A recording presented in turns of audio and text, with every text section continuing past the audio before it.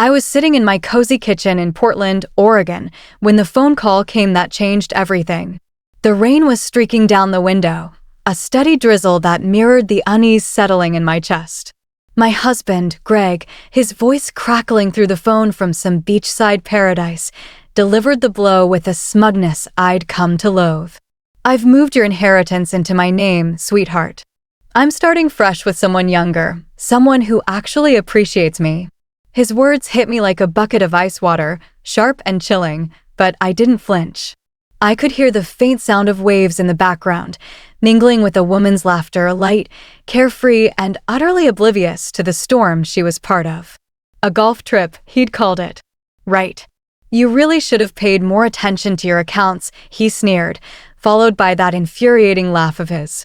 I gripped the phone tighter, my heart pounding, but my voice stayed calm, steady as stone. "You're right, Greg," I whispered. "You deserve it." Then I hung up, the click of the receiver echoing in the quiet kitchen. "My name is Danielle Foster. I'm 45 years old, a senior accountant at Hollowgate Systems, a mid-sized logistics company here in Portland. For most of my adult life, I've been methodical, careful, perhaps too trusting. But in that moment, as the rain tapped against the glass, something shifted inside me, like the tumblers of a lock finally clicking into place. Greg thought he'd outsmarted me, that he could waltz away with the inheritance I'd received from my late Uncle Theodore 18 months ago. He had no idea what he'd just unleashed.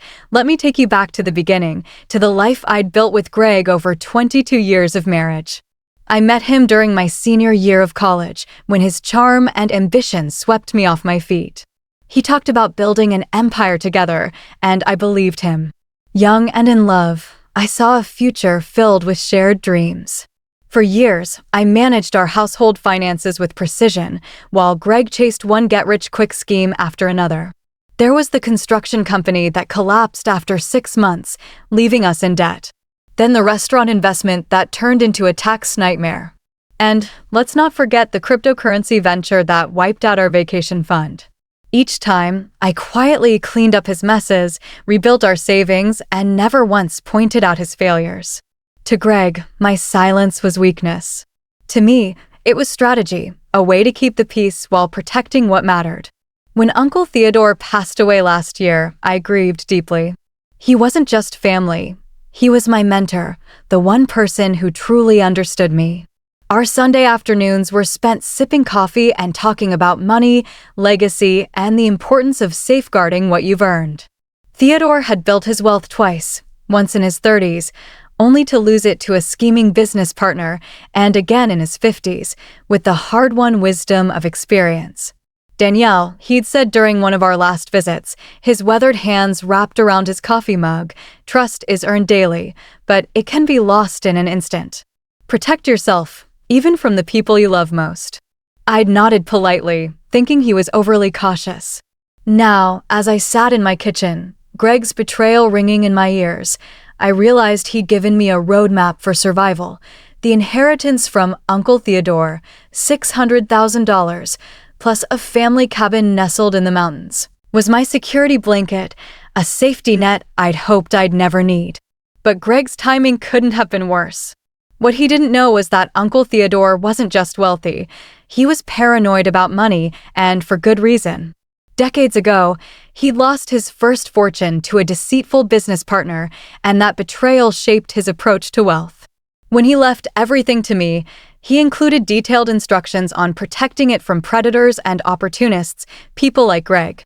Following Theodore's advice, I'd worked with his financial advisor, Patricia Wells, a sharp woman who specialized in inheritance protection. Together, we'd structured the inheritance through Gravora Group Private Banking, a firm known for its ironclad discretion and security. The accounts were wrapped in layers of fraud detection, legal safeguards, and authorization protocols that required multiple forms of verification for any significant transaction. Greg's name appeared nowhere on the documents.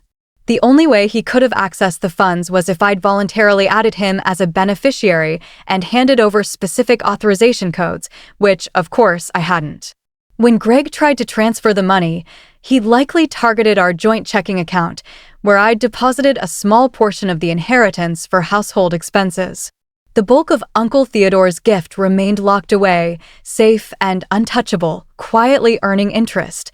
The phone rang again that evening, Greg's number flashing on the caller ID. I let it go to voicemail, savoring the thought of him stewing, wondering why I'd been so calm, so accepting of his betrayal. I poured myself a glass of Pinot Noir and sat at my kitchen table, my laptop still open to the banking portal I'd been checking when he called. Outside, the rain kept falling, a steady rhythm that felt oddly comforting. I allowed myself a small smile. Greg had just made the biggest mistake of his life, and he didn't even know it yet. Over the years, I'd watched Greg squander his own savings on midlife crisis toys, a flashy motorcycle, expensive golf clubs, designer clothes he claimed were networking investments. I'd been meticulous with our finances, but I'd also been too trusting, assuming his reckless spending was just a phase. Now I saw it for what it was, a pattern of entitlement, a belief that he could take whatever he wanted, including my inheritance. But Uncle Theodore's lessons had prepared me for this moment. I wasn't the naive wife Greg thought I was. I was ready. For months, I'd sensed something was off. Greg's late-night phone calls, which he claimed were work-related, grew more frequent. He started asking seemingly innocent questions about Uncle Theodore's inheritance, where the money was held, how it was managed. I began to suspect he was planning something, so I started setting traps. 3 weeks before his fateful phone call, I'd left a fake bank statement on my desk, one showing a much smaller inheritance balance in a different account. I watched through the reflection in my computer monitor as Greg photographed it, his fingers moving quickly to capture the account numbers and routing information. He thought he was being clever, but he was playing right into my hands. When Greg tried to transfer the money, he targeted the wrong account entirely, a decoy I'd set up to catch him. The real inheritance was untouchable, protected by Theodore's meticulous safeguards. I'd also hired a private investigator a month earlier, after noticing small, unexplained transfers from our joint accounts. The investigator uncovered a secret account Greg had opened 8 months ago, funneling nearly $15,000 to fund his affair, hotel rooms, romantic trips, gifts for his new girlfriend, a 28-year-old named Amber who worked at his favorite sports bar. The evidence was damning: photos, videos, credit card receipts, all documenting his betrayal. The next morning, at precisely 7:15, Greg called again, his voice tight with confusion and barely contained panic. "Danielle, what the hell is going on? I tried to transfer the money yesterday, and now the bank is saying there's some kind of investigation. They froze everything." I was already dressed, sipping coffee, feeling more rested than I had in months. "Good morning to you too, Greg," I said cheerfully. "How's your golf trip going?" "Cut the crap," he snapped. "What did you do?" I took a slow sip of my rich Colombian blend, savoring the moment. "I didn't do anything, sweetheart. But apparently you tried to commit bank fraud. That tends to trigger automatic security protocols." The silence on the other end stretched so long I thought the call had dropped. Finally, Greg spoke, his voice strained. "What are you talking about?" "I'm your husband. I have rights to that money."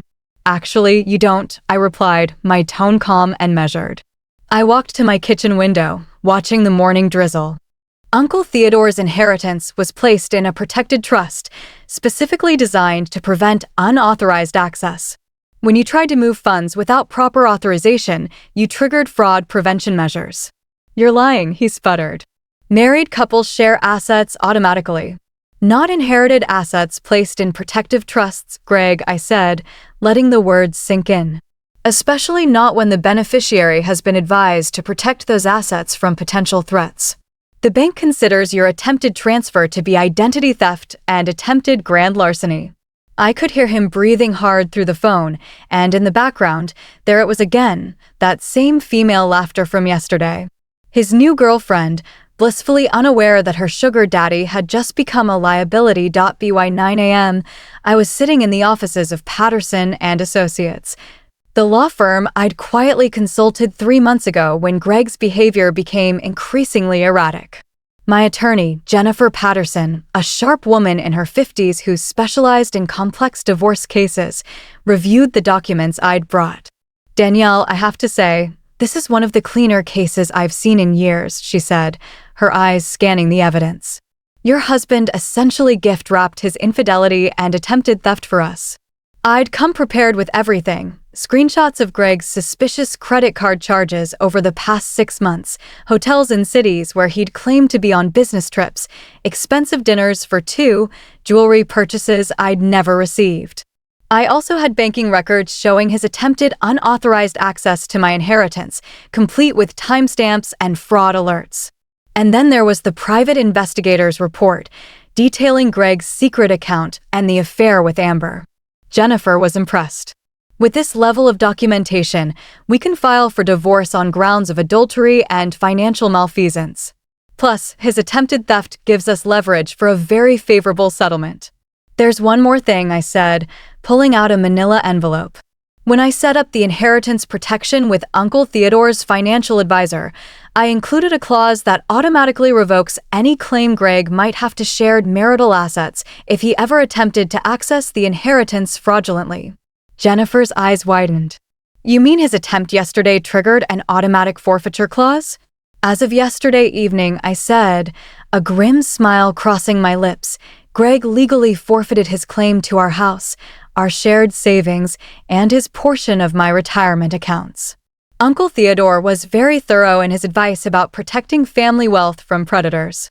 Later that morning, as I left Jennifer's office, I received a call from Patricia Wells at Gravora Group Private Banking. Her voice was calm, but I could hear a hint of satisfaction. "Mr. Foster has been calling our offices repeatedly since 8 a.m., she said. "He seems to think he can resolve this by speaking to a supervisor." I smiled as I walked to my car. "And what have you told him?" "That any investigation into attempted unauthorized access to protected accounts must be handled through proper legal channels," she replied. "We've also informed him that his actions have triggered automatic security protocols that cannot be reversed without court intervention." Patricia dropped another bombshell. "When we reviewed the incident, we discovered that Mr. Foster had been making inquiries about your accounts for months. He called our offices in February, claiming to be your financial advisor, and even made an in-person visit to present himself as your representative." My hands tightened on the steering wheel. Greg hadn't just acted impulsively. He'd been scheming for months, trying to find ways to access money that wasn't his. "I need you to document everything," I told Patricia. "My attorney will want copies of all communication logs, security reports, and any evidence of his attempts." "Already prepared," she said efficiently. "I'll have everything couriered to your lawyer's office within the hour." As I drove to my office at Hollowgate Systems, my phone buzzed with a text from an unknown number. "This is Amber. Greg told me what you did to him. You're a vindictive woman who doesn't deserve a man like him. He's never been happier than he is with me." I stared at the message, a mix of amusement and pity washing over me. Then I typed back, "Tell Greg that when he gets arrested for bank fraud, he'll have plenty of time to think about how happy you make him." The response came instantly, "What arrest?" I didn't reply. Instead, I forwarded the text to Jennifer with a note, evidence of ongoing affair and contact information for the other woman.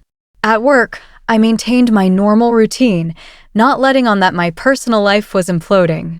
My colleagues didn't need to know, not yet. But as I walked into the building, I felt lighter than I had in months. Greg had been planning his escape, thinking he was orchestrating the perfect betrayal. What he didn't realize was that he'd walked straight into a trap designed by Uncle Theodore for men exactly like him. Just before lunch, my supervisor, David Walsh, knocked on my office door, his expression concerned. "Danielle, there are 2 people here to see you. They say they're from Federal Banking Enforcement." My heart skipped a beat, but I kept my composure. "Send them in, please." 2 agents entered, Agent Martinez, a woman in her 40s with kind eyes, and Agent Thompson, a younger man who looked like he'd stepped out of a recruiting poster. They showed their credentials and got straight to the point. "Mrs. Foster, we're investigating suspicious banking activity related to your inheritance accounts," Agent Martinez said, settling into the chair across from my desk. We understand your husband attempted to access protected funds without authorization. That's correct, I said, closing my laptop. He called me yesterday from what he claimed was a golf trip to inform me he'd moved my inheritance into his name. When I told him I didn't believe that was possible, he became agitated. Agent Thompson took notes as I explained the situation, including the previous inquiries Greg had made to the bank, which Patricia had informed me about that morning. Mrs. Foster, Agent Martinez said, leaning forward, what your husband attempted wasn't just a civil matter between spouses. Attempting to access federally protected inheritance trusts through fraudulent means is a serious crime. How serious? I asked. Bank fraud charges could result in up to 20 years in federal prison and substantial fines, Agent Thompson said quietly, especially when there's evidence of premeditation and ongoing deception. Later that afternoon, Greg called again, his voice dripping with desperation. Danielle, please, you have to help me. There are federal agents asking questions. This has gone too far. Has it? I asked, my tone calm and even. I made a mistake, okay? I got scared about our future, about money, and I panicked. But we can fix this. We can work it out. I almost laughed at the audacity. Greg, you didn't make a mistake. You planned this for months. You opened secret accounts, lied about business trips, stole from our joint savings to fund your affair, and attempted to commit federal bank fraud. The only thing you didn't plan for was getting caught. What do you want from me? He pleaded. What will it take to make this go away? Nothing, I said firmly. There's nothing you can do to make this go away. You did this to yourself. I hung up and went to lunch, feeling a weight lift from my shoulders. Greg had made his choice, and now he would face the consequences. 3 days later, Agent Martinez called with the news I'd been expecting. Mrs. Foster, I wanted to inform you that we've taken your husband into custody on charges of attempted bank fraud, identity theft, and violation of federal banking regulations. I was at home, preparing dinner for one, the quiet of the evening wrapping around me like a comforting blanket. Where was he arrested? I asked, setting down my wooden spoon. Phoenix, she replied. He was attempting to board a flight to Costa Rica with his companion when airport security detained him. Apparently, fleeing the country while under federal investigation isn't advisable. I poured myself a glass of wine and called Jennifer Patterson with the update. She was delighted. A spouse in federal custody for financial crimes pretty much eliminates any claim he might have had to marital assets, she said. Plus, his attempted flight suggests consciousness of guilt. This will expedite our divorce proceedings significantly. That evening, I received frantic voicemails from Amber, Greg's girlfriend. The first was angry, accusing me of destroying a good man out of spite. By the third, her tone had shifted to pleading, asking if I could help Greg. I deleted them all without responding. 6 weeks later, I stood in the courthouse as Judge Morrison finalized my divorce decree. Greg appeared via video link from federal detention, looking haggard and defeated. His public defender had advised him to agree to all terms, knowing he couldn't win. The settlement was everything Jennifer had promised. I kept the house, my retirement accounts, the inheritance, and my car.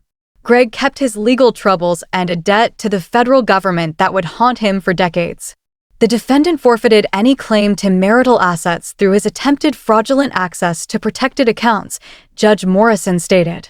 This divorce is granted with prejudice, and all financial arrangements are final and non-negotiable.